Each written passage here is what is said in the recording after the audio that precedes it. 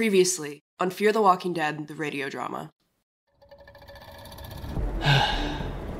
Nick's been hit by a car. Nick? You were raving about flesh, and blood, and viscera. If that came out of me, then I'm insane, Travis. I really don't want to be insane. What's the blade for? They say it's not connected. It's from reports in 5 states. They don't know if it's a virus or a microbe.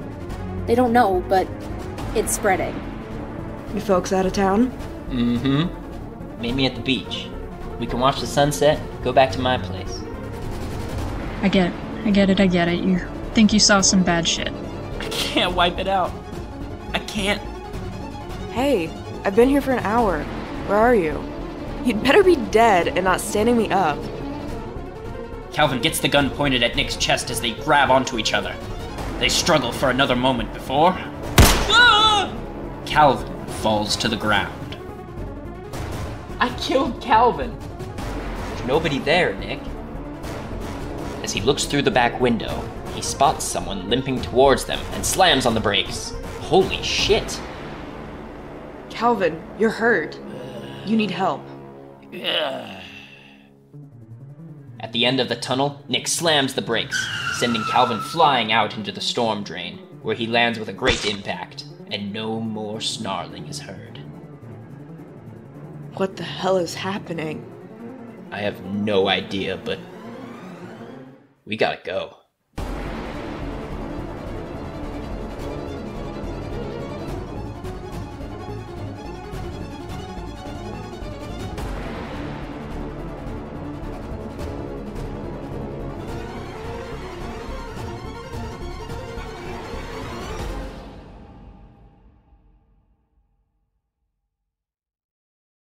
After calling a half-day at Paul R. Williams High School in Los Angeles, Principal Art Costa scours the ominously empty halls.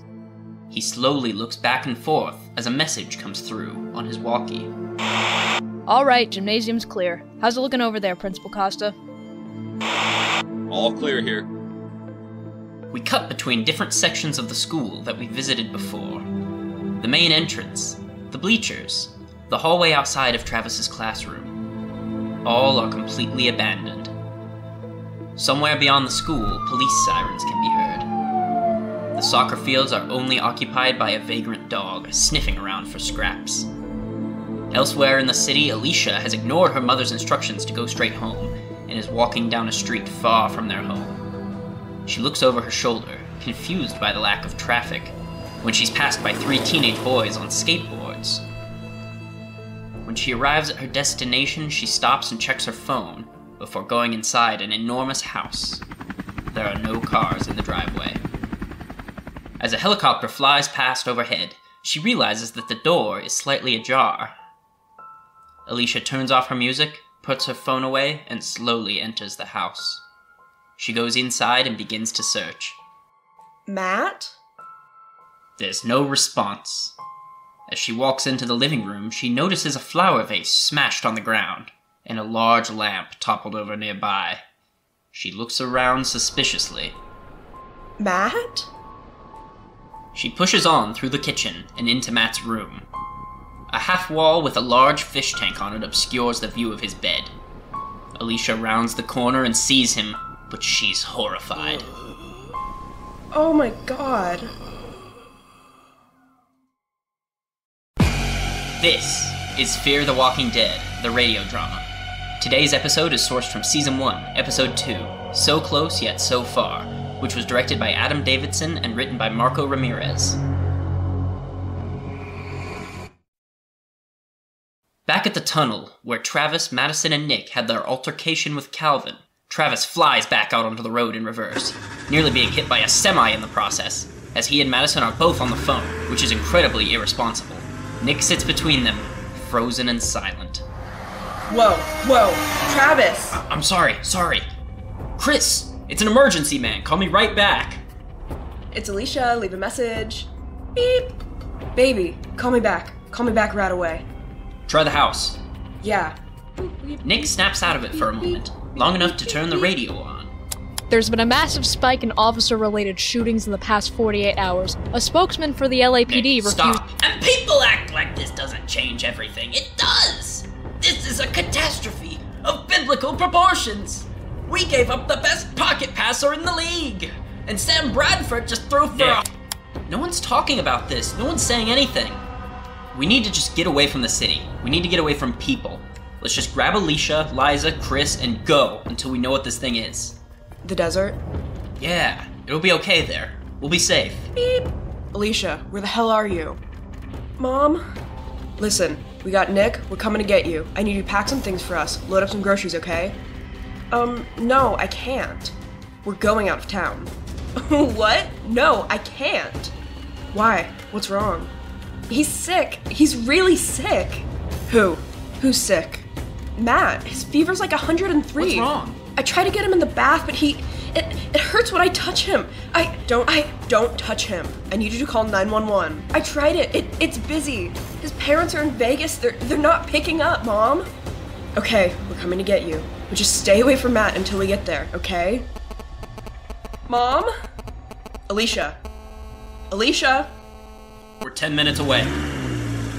Travis steps on it, and they fly towards Matt's house. At the same time, Chris is getting on the city bus after school and walks toward the back. Some punks sitting together in the middle of the bus have their legs out in the aisle, purposefully blocking Chris from passing.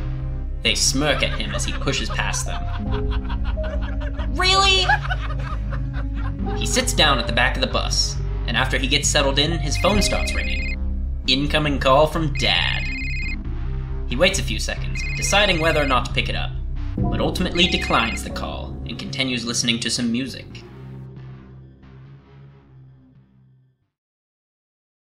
Travis swings the truck into Matt's driveway, and he, Madison, and Nick all rush out of the truck and search Matt's house. Madison and Travis find him lying on his bed, sweating up a storm, while Alicia sits next to him, dabbing his forehead with a damp towel. Alicia, move away from him. What's wrong with you? People are getting sick. It could be contagious. If he has it, I have it. Alicia, can I talk to him, please? Alicia and Matt look at each other, and he nods to her. She gets off the bed and stands back, while Travis moves to kneel beside the bed and talk to him. Hey, Matt. Where are your folks? They should be home soon. They're driving home today. When did this start? He was supposed to meet me at the beach yesterday and never showed up. Here we go. He picks up Matt's water cup and finds it empty, then turns to Alicia. Alicia, would you? She stares at him with uncertainty for a moment, then takes the cup and leaves the room. While they talk to Matt, Nick enters one of the house's many bathrooms, instantly charging for the drawers in the medicine cabinet, desperately rooting through the contents and making a mess of the bathroom. Come on, come on! Back in Matt's room, Travis pulls the collar of Matt's shirt down towards his shoulder. What are you doing? They're both shocked to see a large wound on his chest. Is that a bite? Yeah. Is that how it happens? As they talk, Alicia slowly peeks into the room and eavesdrops. I don't know, I mean, Calvin was shot. It wasn't like it was his... Get Alicia. What are you talking about? I'm gonna call 911 from the car. Okay, I'll wait for them here. No, go outside. Mom, what the hell are you doing? Don't do this. Are you psychotic? He's sick. Don't do this. Alicia! Everyone stops, and she walks back over to him and sits down on the bed. It's okay. It's okay. You want some water? He shakes his head, then looks around and collects himself to talk to her. Listen to me. My parents will be home soon. You know I'll be fine. You know that. No, I'm not leaving you. I love you. Matt smirks and slowly traces the Sharpie heart he drew on her arm the previous day. I love you too. That's why you gotta go, okay? You gotta go. She shakes her head in denial, but his face becomes more stern, and he's able to speak with conviction. Go! She leans in and hugs him for a few seconds. Matt makes eye contact with Madison, and she moves over and pulls Alicia away. Thank you. He simply nods and watches them leave. Travis exits last and looks back as Matt starts to violently cough, but doesn't say anything, leaving seconds later.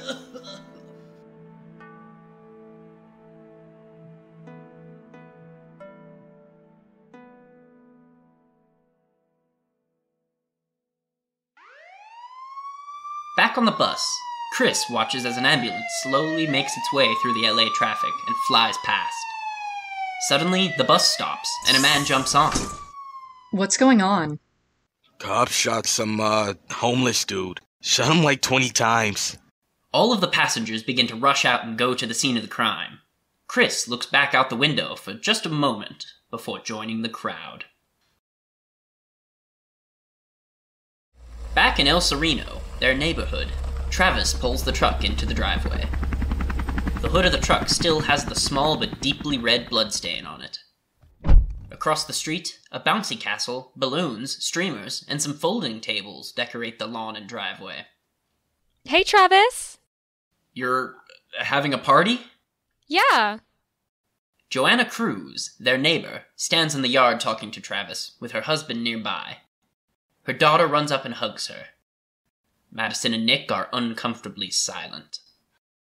You should come by. Gladys is 9. Can you believe that? It's so scary. That's great. Travis is clearly uncomfortable as well, but maintains his neighborly decency as Nick storms into the house. We got a ton of food. We're getting a bunch of cancels because of that bug going around. So we'll see you. Okay, thanks. The 4 adults all give a small wave as Travis and Madison awkwardly turn to walk inside. When they do, they see their next-door neighbor packing his trunk with water, fuel, and food. Peter's got the right idea. Travis walks inside, and only Madison remains. She waves at Peter, and he waves back before coughing. Madison turns back to the Cruz's party and sees their German shepherd coming out to play. She finally takes her leave. Inside, Nick is peeking through the blinds and looking across the street. Mom, are you going to tell her? Mrs. Cruz? Tell her what? What's happening? Nick, we don't know what's happening. Well, we know more than she does. Okay. I'll talk to her. I'll tell her. Madison puts her coat down and stands beside him as he sits, still occasionally glancing out the window. It's just like no one is paying attention. It's like it's not real. It is. It's real. Madison crouches down and strokes his hair before looking him in the eyes. You saved us. You had no other choice. He nods, but has yet to convince himself of this fact. He takes her hand. I'm about to step into a world of shit. You know that, right? Yeah. Later, Madison is in the kitchen, finishing washing the dishes, when Travis passes through, disgruntled. Damn it. No one's answering. No Liza, no Chris. He's pushing my calls. Did you try Liza at her house? Of course I tried the house, Maddie. Of course I did. Okay, go. Travis, go get them. Now. Yeah. Travis walks back out of the kitchen while Madison checks for a number on the fridge, then dials it. She then goes outside to see Travis washing the blood off the hood of the truck.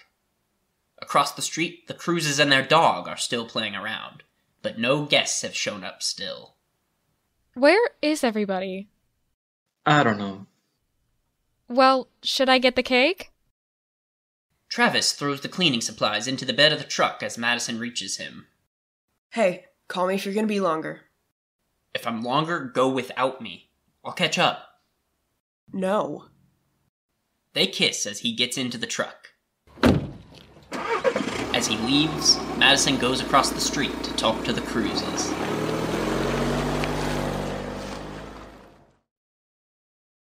Liza finally picks up Travis's call as she arrives home. Along with her purse, she's also carrying an assortment of textbooks and notebooks. I'm a little busy, Trav. I'm on my way over. What? No. She casually picks up the newspaper and goes inside. Travis is flying through LA to get there. We agreed he was staying with me this weekend. Is Chris home from school? Did Nick go AWOL again? Look, I'll explain there. Something has happened. I'll explain when I get there, okay? No. You can't keep moving the goalpost. Liza, Jesus, can you... Our settlement agreement was very clear. Is Chris home? It's clear, Travis. It's defined. You get him 3 weekends a month. You can't just pick and choose. Can you just please call him? Call him. Tell him to get his ass home. He'll be home any minute. Travis hits the brake as he runs into a huge traffic jam. Damn it! Now, Liza! I'll see you next weekend. Beep. Downtown, Chris is following the crowd down the street.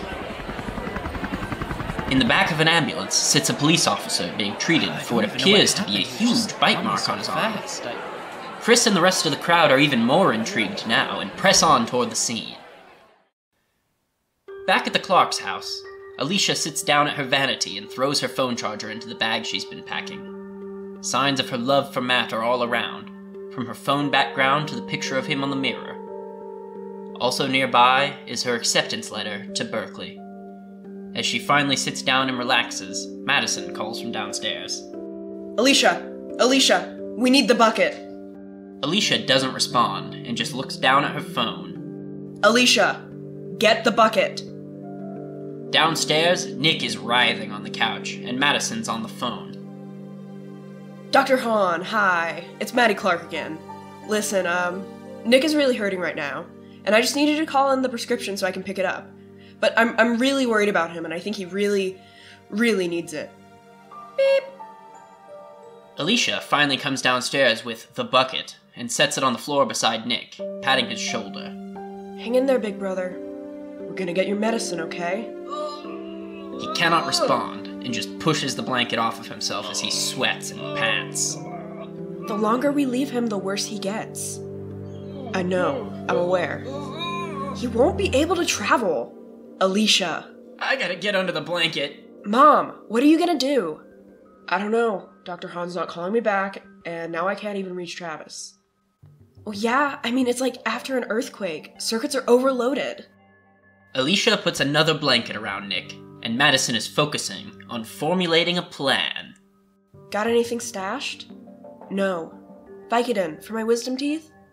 I flushed them. It's dangerous for him to go cold turkey like this. I know. Hey, it's okay. The doctors, can you pick them up? Mom? I don't even know. I think they're closed. They're not calling me back. By the time I get them... Madison suddenly has an idea and stops talking and nods. Watch him. Do not leave the house. I won't. Alicia, promise me. I'll look after him. As Madison leaves to follow up on her idea, Travis remains stuck in traffic. Jesus fucking Christ, people! He angrily swerves out of line and into a nearby gas station to cut the light. However, as he pulls into the parking lot for the small adjacent strip mall, a car pulls out in front of him, and the driver gets out to talk to a police officer who's parked there. Yo, officer, what's going on out there? Was there an accident? Come on! It'll clear up past Sherman Oaks. I don't even know why I asked you. As the woman gets back into her car and leaves, Travis suddenly realizes what the officer's doing. He's packing huge containers of water into his trunk. The officer sees Travis staring, and they lock eyes for a moment, before a bewildered Travis leaves the parking lot and continues on his way.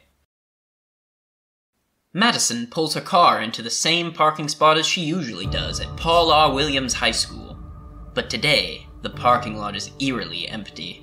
She uses her key to unlock a side door and walks straight through the metal detectors, ignoring the brief alarm that pierces the silence. She looks around, then starts off down the hallway, where she hears noises somewhere in the distance. Opting to ignore the sounds, she walks to Artie's office. There, she sifts through his desk to find yet another ring of keys, and heads back out into the hallway. The clanging continues, and Madison briefly considers going to check it out, but thinks better of it, and unlocks the school's crime prevention office. Inside are several well-labeled cabinets, and a small table. Many clipboards line the wall, as well as a map of the surrounding area. On the ground is a mock body outline made of tape, with some masking tape in the center that reads, "This could be you." Finally, in the back corner is a locked metal cabinet, which Madison approaches. On the cabinet is a safety checklist and another anti-drug ad that has the same message. This could be you. She reaches into her bag and draws out a crowbar, then begins prying open the top of the cabinet until she can reach into it. Inside the cabinet is all the contraband confiscated from students, and Madison begins pulling the evidence bags out a few at a time and looking them over until she finds what she's looking for: a bottle of pills. She continues rummaging through the cabinet as we see a silhouette enter the room. Suddenly, the door slams closed behind him. Oh my god. And Madison looks up. It's Tobias. Hey, Missy. Tobias! He at first looks uncomfortable, then grins at her, knowing he was right all along. So can I get my knife back? Come on. As Madison leads Tobias through the school, Chris and his fellow bus passengers have finally reached the site of the shooting, and there's a huge crowd gathering. Behind the crime scene tape, there's a dead body lying on the ground, obscured by a sheet. Some of the people at the front of the crowd are beginning to argue with the police officer. Chris hears this and pulls out a video camera and starts making his way to the front. You know this ain't right. This is wrong, man. Wrong. Get on with your business. This is his business. This is all our business. Stay back. That man never hurt a fly. That man was unarmed. LAPD's We're out gonna of need to control. clear this area, now. We ain't clearing nothing. This is a crime scene. Yeah, and we're all behind the tape. I will not tell you people again. Good, 'cause we people aren't moving. Chris finally arrives at the front of the crowd, standing between the two main protesters, and points his camera at the officer. Hey, kid, put the camera down. No. Keep that camera up. With the reassurance of his fellow protester, Chris now stands confidently and continues filming. I'm gonna give Jackboot over here a little civics lesson. You want to go to jail, son? Jail? For what? Freedom of speech? Right to lawful assembly? He ain't breaking any laws, man. He ain't threatening nobody. Oh, sure, call your little buddy, yeah. The officer turns away and makes a quiet call into his radio. A helicopter flies overhead as the crowd continues to grow angrier. In Madison's office, Tobias stands quietly as Madison gets his knife. She hands the knife to Tobias, but then stops short and pulls it back suddenly. Be careful. Tobias nods, and she gives him his knife back. Thank you. They walk out of the room, and Madison shuts the door, but lingers for a moment, staring into her office, fearing the loss of their normal lives. Then she and Tobias walk off down the hallway. Back at home, Alicia brings some soup and a cup of water into the living room, where Nick is laying on the floor in front of the couch. Here. Nick perks up when the bowl hits the table, and he slowly begins to get off the ground, but is disappointed when he looks into the bowl. I can't do hot now. I'll make gazpacho next time. Yeah, it's gonna end up in the bucket. Okay, drink some water. I'm not thirsty. Water is not what I need. Alicia sits and looks longingly out the window. Yeah, I know what you need, Nick. Mom's working on it.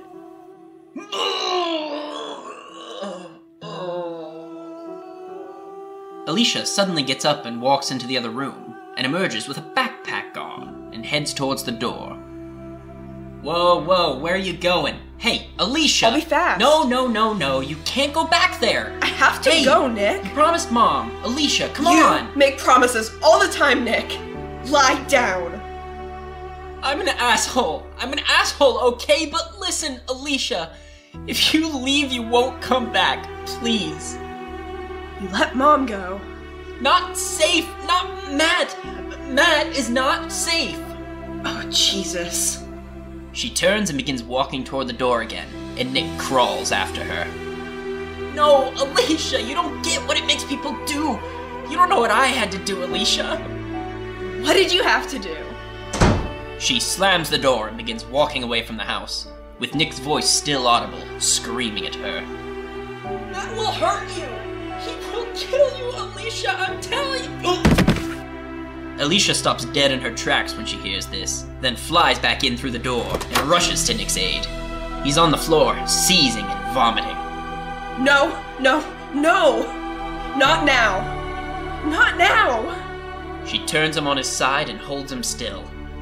Don't you do this to me, Nick! Not now! Don't you do this, you stupid son of a bitch! Stay still. Shh.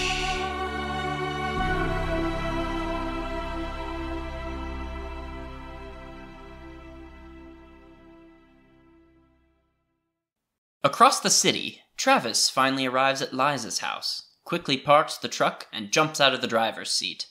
Liza's standing outside, fuming. Why do I bother speaking? Seriously, why do I waste my breath? Is he here? What, you think I'm lying to you? We gotta find him. It's not safe. This virus that's going around, the shootings the past few days, it's connected. What are you talking about? They step inside to talk. Didn't you see what happened on the freeway last night? I studied till 2 and passed out. Well, people are getting sick. They get sick, and then they get violent. And the cops shoot them. I've seen it.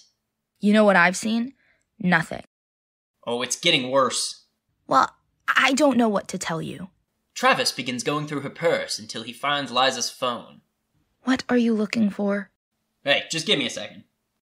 On the street, the protest has escalated, and everyone's chanting an impromptu slogan. Chris is still filming when his phone rings.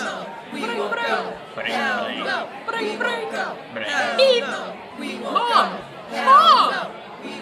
Chris turns away and takes a few steps back from the front line, but it is still extremely loud. The crowd has grown immensely since we last saw it. Chris, where the hell are you? Dad? Why do you have Mom's phone? I'm with your mother. We're coming to get you. Just tell us where you are. There's a protest! I'm at a protest! A protest? Where is he? Where, Chris? The cops, they shot some homeless man, Dad. This poor guy, he wasn't doing anything. Okay, just let us come and get you. Liza goes into the other room and turns on the TV to try and find out where the protest is occurring. The people are taking action. This is important, Dad. Yeah, I get it, okay. Dad, I'm a part of it, okay? I gotta go. I gotta go, Dad. Chris? Beep. Okay, I know where he is. Let's go. Back at Paul R. Williams High School, Madison and Tobias enter the cafeteria as Tobias rationalizes this move. Cafeteria food is designed to survive a nuclear strike. Expires in, the year 3000. What'd you come back for? Nick, my son, isn't feeling well. Well, that's smart. LAPD lockup. They have pharmaceuticals. Nick was here when I was a freshman. He seemed nice. Yeah, he's a good kid. Yeah. The looters hit the pharmacies first, then gun shops, liquor stores. The less you go out, the less chance you get exposed. They hop over the serving line and head into the kitchen. Miss C, have you seen any of them yet? I've only seen them online. No. Let's hurry this up. They open up a door into a huge pantry filled with cans of all sizes. It's the mother lode. Tobias finds a cart and they start loading the goods onto it. Wow, you're stocking up for a while. It's gonna be a while. So your mom's back then? My uncle's been around. You should stock up too, Missy. No, we have food. Madison impatiently stands by the door, looking around while Tobias loads cans onto the cart. Back home, Nick is lying on the couch, looking very dog-trouted. Alicia is scrubbing the floor nearby. I'm sorry. She should have been back by now. Yeah, I know. Someone should have called by now. Thank you. I hate you. I know. Nick looks away and starts to fall asleep, while Alicia simply sits still, staring at him. Then, as silence fills the room, the power goes out. At Paul R. Williams High School, Madison and Tobias push the cart through the school halls. The desert will be safer, because things will fall apart now. No satellites, no internet, no cell phones. Communications will fail because no one's there to manage the servers. The electrical grid will collapse for the same reason. It's all gonna go to hell. And that's what they don't get. When civilization ends, it ends fast. They enter Artie's office, and Madison puts the keys back in his desk in an act of hopefulness. They're gonna contain it. Who? The same they that's supposed to warn us? Come on.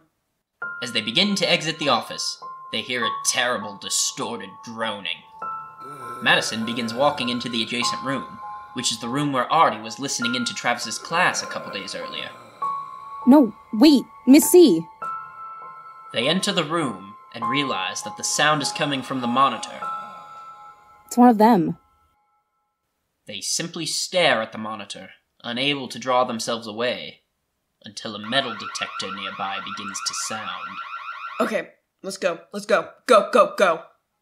They exit Artie's office, then begin to run down through the halls as the metal detector continues going on and off. Oh god. They push the cart around a corner, and a single small can flies off. Tobias turns back and picks it up. Leave it. Tobias, leave it. Alright, come on. Get the door. They enter into another hallway near a main stairwell, and both of them freeze and see a man walking away from them with blood all over his shoulder. Oh god. Artie? Madison takes a few more steps forward as he walks away from them and calls again. Artie? He turns around and we see that it is in fact Artie, just as we saw him while he was sweeping the school. But aside from the blood covering his shoulder, there's a bit of blood on the front of his shirt, and his eyes are bloodshot and glazed over, just as Calvin's were. Madison lets him walk toward her, while Tobias desperately tries to find an open door nearby. Artie, can you hear me? He can't hear you. You know he can't. Artie continues slowly limbering toward her, and Madison makes no effort to disengage and flee. We'll get you help, Artie. When he's within reach, Artie reaches out an arm at her. Hey! Tobias gets his knife out of his pocket and starts to come back and help. She pushes Artie back lightly as he grabs onto her arm, but he keeps coming. Artie, stop. We'll get you help, okay? We'll get you— No! Stop! No, no! As Artie attempts to bite Madison, Tobias rushes in and plunges his knife into Artie's chest, pushing him several times, but Artie keeps on coming. Tobias tries to stab him in the head, but only produces a superficial head wound before he's pushed away. Artie then tackles Tobias, pushing him down the stairs, and at the bottom, gets on top of him. No! Tobias! Artie gets closer and closer each push to biting Tobias in the neck. Help me! Help me! Madison smashes a nearby fire extinguisher case, and in a flash is down the stairs, where she hits Artie in the head with the extinguisher. But it wasn't enough, as Artie shakes it off and gets right back on top of Tobias. Madison takes one more look at her old friend before she begins repeatedly beating him over the head with the extinguisher, finally putting him down. A bit later, Madison and Tobias have finally found their way out of the school, though they've abandoned the food cart in favor of a quick escape. They reach the parking lot, and Tobias gets in the passenger seat of her car, but Madison looks back at her school, realizing for the first time that nothing will ever be the same again. In downtown LA, the protest is slowly transforming into a riot, and the LAPD has realized this, so they've sent in riot police to try and prevent violence from breaking out. Chris is still recording the protest, but he's buried deep in a sea of people now. Travis and Liza have also arrived, but are outside of the crowd, calling for Chris. Chris! Chris! Travis begins pushing through the crowd to search for Chris, beckoning for Liza to follow. Then, they see him. Christopher James Manoa. We gotta go, man. Dad, he was unarmed, but they shot him! Yeah, alright, I get it. No, they shot him like 12 times! Tell us on the way. No, I'm doing what you taught me. This is what you taught me. Dad, we stand up for people. I know, but there's a time and a place, Chris. Right now. This is happening right now. As they talk, Liza pushes up to the fence that's been put up in place of the crime scene tape and gets a glimpse of the body as a gust of wind blows the sheet off of him. He's been shot directly through the eye, and his neck seems to have a grisly wound on it as well. A team in hazmat suits approaches and begins to take away the body. Finally realizing the true stakes here, Liza rushes back to Travis and Chris. Enough, man, we gotta go. This is important! Come on, man. You're important. Christopher, listen to your father. Liza again glances behind the fence, where a police officer stands by idly and is approached by a woman, but she's moving slowly and limply. Christopher, now! What is wrong with you? What is wrong with you guys? Are you kidding me? No, wait, stop! They begin to rush out of the crowd, but stop at its cusp when they see the riot police moving in. They turn back and run away from both the crowd and the riot police, just as the police officer notices the woman limping toward her, and the riot police begin shooting tear gas at the protesters.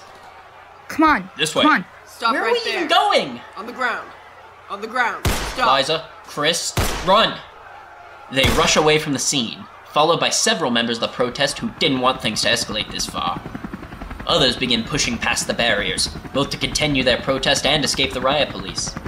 Travis, Chris, and Liza run farther away yet. Where are we going? Over there! They run through the streets and see rioters pushing down barriers, mailboxes, and even trying to overturn cars. All the businesses they desperately try to find a safe haven within are locked, except for a barber shop nearby, owned by Daniel Salazar. Within it, a man finishes getting his hair cut, and he and the barber's wife, Griselda Salazar, seem concerned about the rioting. Okay. Rápido, cierra, mi amor. Thing of beauty. Looks good. Man, what's going on out here? As Daniel ushers the barbershop patron out, he turns the open sign to indicate that the store is closed. Take the side. To your right. To your right. Travis, Chris, and Liza see him outside moments later, pulling the large metal garage door down over the front of his shop, and rush over to beg for help. Excuse me, sir, can we please come in? We're closed. Please. It's not safe out here, man. I mean, it's dangerous. Go to the police. No. I think they're the danger. I mean, they're not letting anyone leave. We just need someone to ride it out. Please. Griselda, who's been listening in through the door, stands up and talks to her husband. Déjalos entrar y cierra. Okay, come in. Thank you. Daniel closes the door to the shop just as a few hooligans come by and kick on the large garage door covering the shop. Inside, Travis looks out the window and through the cracks in the door. Then, he jumps to action. Do you have a back door? Access to the alley. Travis, please. There is no other door. Travis walks past all of them and through a curtain into the back room, which is where the Salazars live. They all follow him, though Liza doesn't pass the curtain. Hey! Oh yeah. Travis, this is their home. Do you have access to the roof? Travis, can you please not go in there? We can see what's coming from there. You'll be fine in there. I just think it'll be safer if we stay away from the front door. No, I think you'll be safer in there. As they talk, a woman walks through the door from another room. Papa, I thought you were locking up. Ofelia, regresa a tu cuarto, por favor. Are you okay? We're fine. Who are you? I'm sorry. I'm Travis. This is my family. We just need somewhere to write it out, and then we'll go. It's okay, Papa. Please, have a seat in there. Thank you. I'm sorry. The three move back into the barbershop proper and take a seat. What's going on? Some trouble outside. These people suddenly ran in.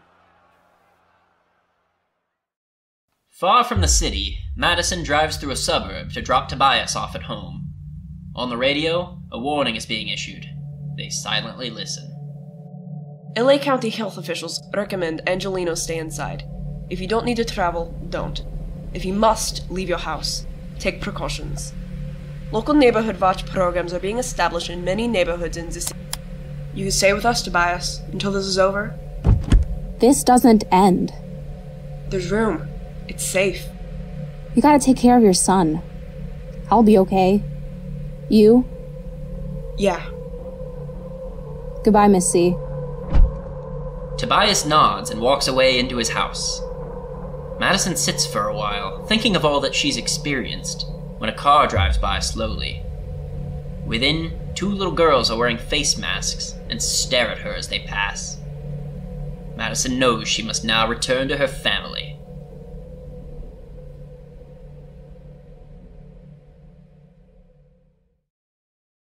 Late that night, the Salazars, Travis, Chris, and Liza are all still taking shelter from the ongoing riot. Griselda is praying a rosary in the corner when the power suddenly comes back on. Daniel sits nearby reading, and Ofelia turns the lights off to keep a low profile. Travis approaches the curtained entrance to the Salazar's living space. Thank you. Thank my wife. Travis turns away and notices Chris looking out the window. This is insane! Chris, get away from the window. I can't even make anything out.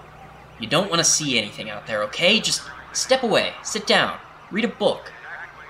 Travis then goes to look out the window for himself, and Liza approaches him, talking softly. What do you know? What have you seen? I've seen what people do, what they don't do. It doesn't make any sense.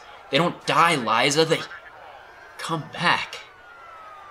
Though they're speaking softly, Chris is listening in, and looks up concernedly as he reads his book.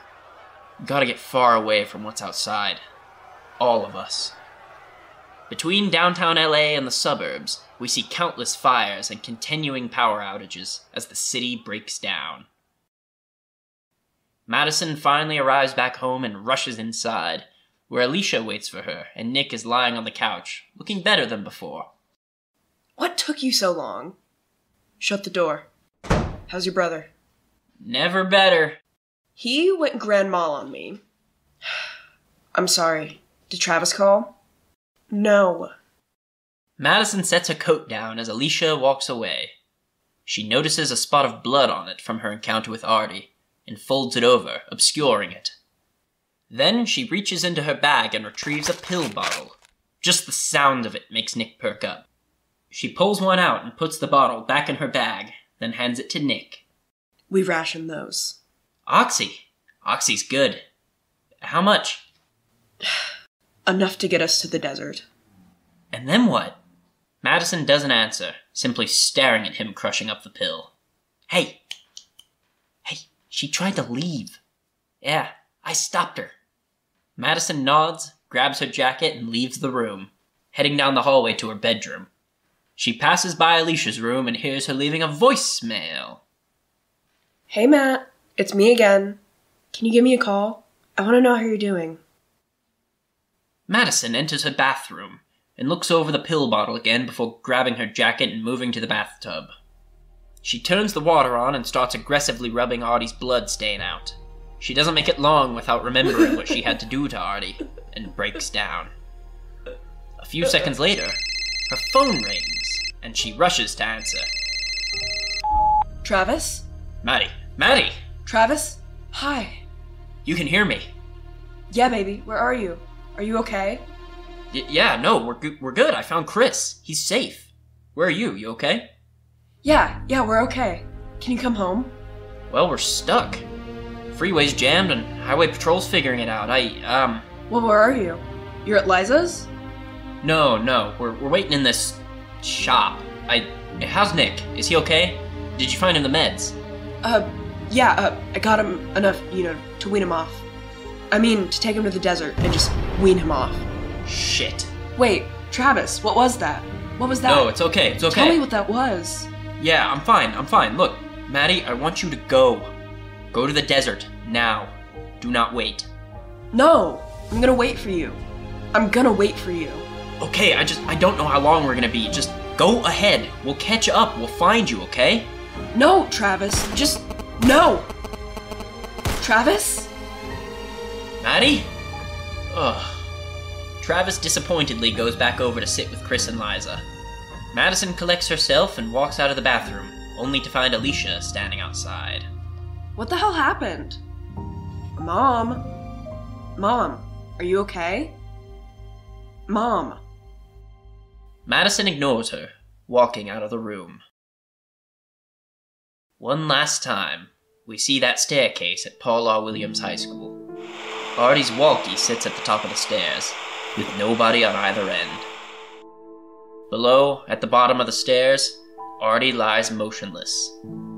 The huge gash on his head has spilled blood all over the floor. He is truly dead now. Travis looks out from the barbershop windows onto the streets of LA, where hundreds of people are marching and looting, burning and destroying everything in sight. At home, Nick lies on the couch, while Madison keeps trying to reach Travis on the phone. Alicia is looking out the window. She sees the Cruzes across the street, cleaning up after Gladys's birthday party. Next door, their neighbor, Peter Dawson, slowly limps across his lawn, staring emotionlessly at the Cruzes. Phone's dead again. The phone lines keep going on and off. The power cuts out. Just tell me, what's going on? Madison starts to explain, but is stopped by a scream from across the street. Oh God. They rush back over to the window and look across the street. In the Cruz's lawn, Peter has tackled Joanna, who's pushing him and trying to get away. Don't look. Mom, Mr. Dawson's hurting her.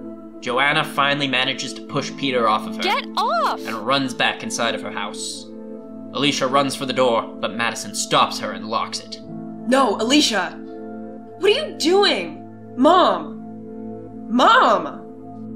Madison silently leans against the door to block Alicia from leaving. At the barbershop, Griselda continues praying the rosary. Travis sits in one of the barber chairs and just stares forward. Behind him, Chris and Liza, who were both pacing, hug. As the riot continues around them, Griselda finishes her prayer and blows out the candles, one by one, until the two families are left in darkness.